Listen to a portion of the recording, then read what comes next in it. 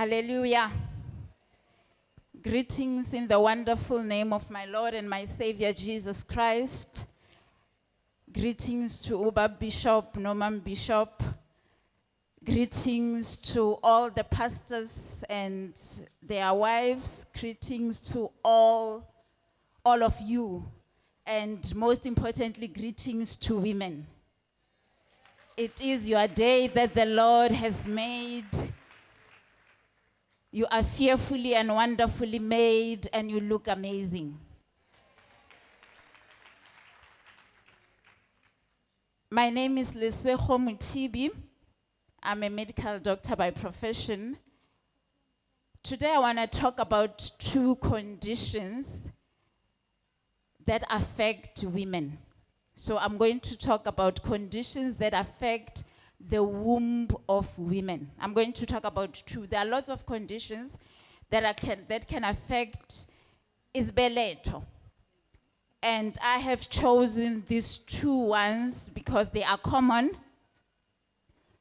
and also because they can lead to infertility.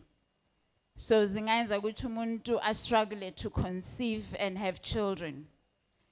The first one that I'm going to talk about is it's called polycystic ovarian syndrome. It's a big name. It's called a syndrome. Masiti, in medicine, when we talk about syndrome, it means that disease, it does not only present in one form. It can present in many ways, and in ezinto eziningi that it can present with. So polycystic ovarian syndrome present with many symptoms. It affects women of childbearing age, and it can present or start presenting as early as in the adolescent stage. So, and most of the time, obviously in the adolescent stage, it may go unnoticed. Or sometimes we may think what an adolescent is going through is normal. And just to go through some of the symptoms, one of the common symptoms that polycystic ovarian syndrome present with, and also to note that women are different and they will present differently, even if they have the same diagnosis. So with polycystic ovarian syndrome, the symptoms may be, a woman may present with acne. Acne that is sometimes, pimples that are sometimes very difficult to treat, as during adolescent, teenagers develop acne, but usually, they get over it. But you find that, you may have an adolescent in the house who has acne that is very, difficult to treat. Not only adolescent, but also in adults. And the other symptom that women will present with, they will present with irregular periods. So, it can either be too long, they take too long, many days, or it comes in irregularly. Umuntu wesifazana magaya esikhathini, they know after so many days I will have my period. But with patients that have polycystic ovarian syndrome, their periods or mabaya esikhathini si irregular. And not only is it irregular, but it can also be heavy.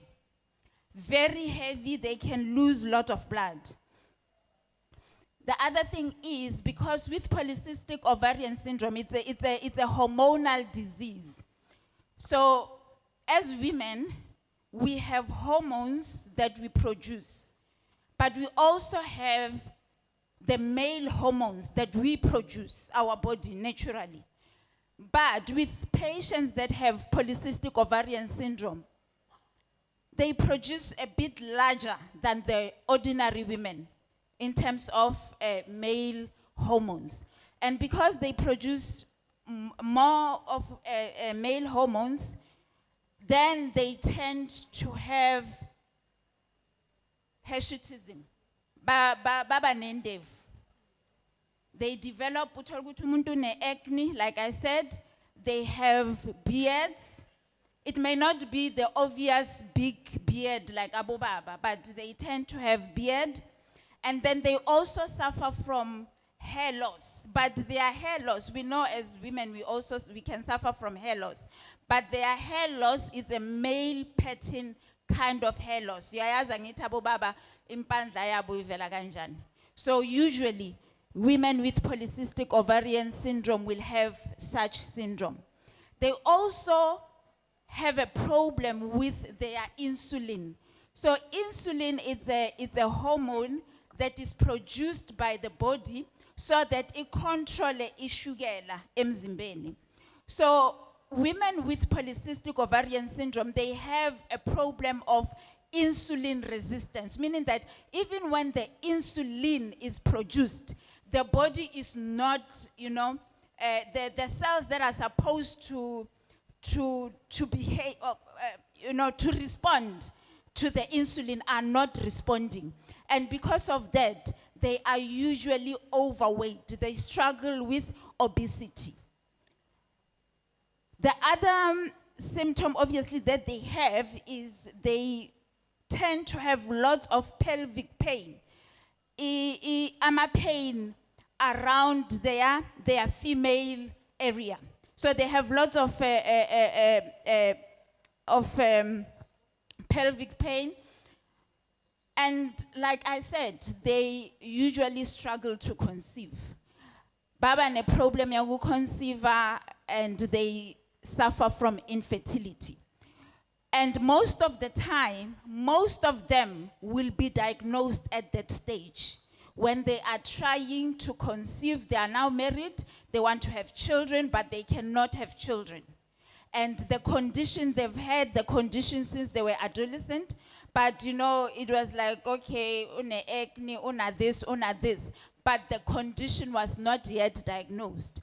And the diagnosis may then, when they are trying to conceive and they're struggling to conceive, that's when the diagnosis can be made.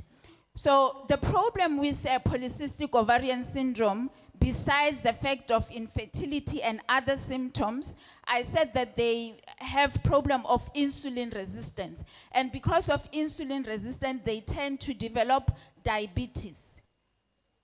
So it does not only carry, just, like I said, it's a syndrome. So it presents in many ways and with some diseases. So these women may end up with diabetes type 2, diabetes mellitus. So they can end up with diabetes, and they can also end up with hypertension and heart disease. So those are all the consequences or the complications that can come from this polycystic ovarian syndrome. And I checked the stats globally. They say it affects about 20% of women. And in South Africa, they say it affects about 15 to 20% of women in South Africa. So it's a lot of women. So if there are 100 women in a house, about 15 or 20 of them may be suffering from polycystic ovarian syndrome. So remember that as much as I've said that they have infertility, someone may have polycystic ovarian syndrome but not be infertile. They can have, maybe their problem may be diabetes, and any other symptoms that I have spoken about. But it is responsible for 40% of the infertility cases in South Africa. So it causes a lot of cases of infertility. Is there treatment for polycystic ovarian syndrome? Lifestyle modification is one of the treatment. So with umuntu, obviously, in order for you as a person, after you have been diagnosed, one thing about polycystic ovarian syndrome is not only treated by gynecologists or obstetricians, but you need interventions of endocrinologists, people who will be able to assist in terms of the hormone imbalance, because there is clearly hormonal imbalance. So you need people who will assist with that. So it's a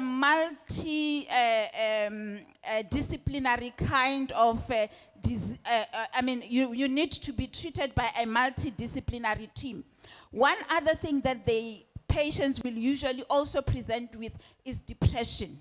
They become depressed, maybe because they are not falling pregnant. They become depressed also from low self-esteem, because as you can imagine, when they have acne, they have hirsutism, and sometimes the more they shave the facial hair or even the leg, the hair on the legs, the more the hair comes out. So they also suffer from depression. So lifestyle modification is one of the things that is encouraged.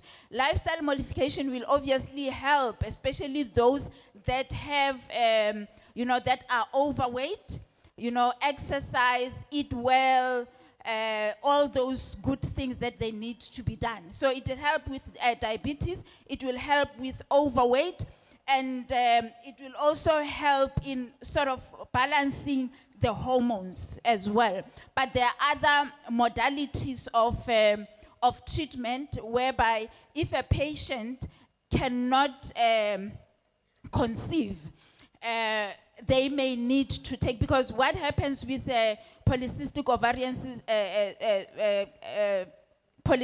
ovarian syndrome is that the women do not ovulate if they have that syndrome. So instead of, for a woman to fall pregnant, they obviously have to ovulate.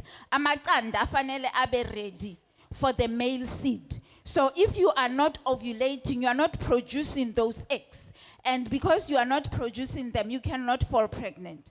So those will then have to be seen by a gynecologist or an obstetrician so that they can give them medication to help them with ovulation.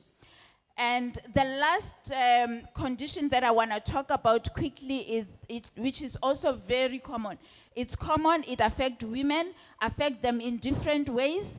It's fibroids, very common condition that affect people. Women, as you grow, we tend to develop fibroids. They may be as small as a millet seed.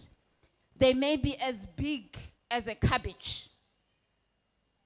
So depending on the size of the fibroid that you have, or also depending on where it is, because it can be inside the womb, outside the womb, around the fallopian tube, around the egg. So depending on where the fibroids are, a person will present in women will present in different ways. For example, if it's in such a way that it's so big that it presses on the bladder, because the uterus and the bladder are next to each other. If it's so big that it presses on the bladder, a woman will always complain of urgency of going to the toilet.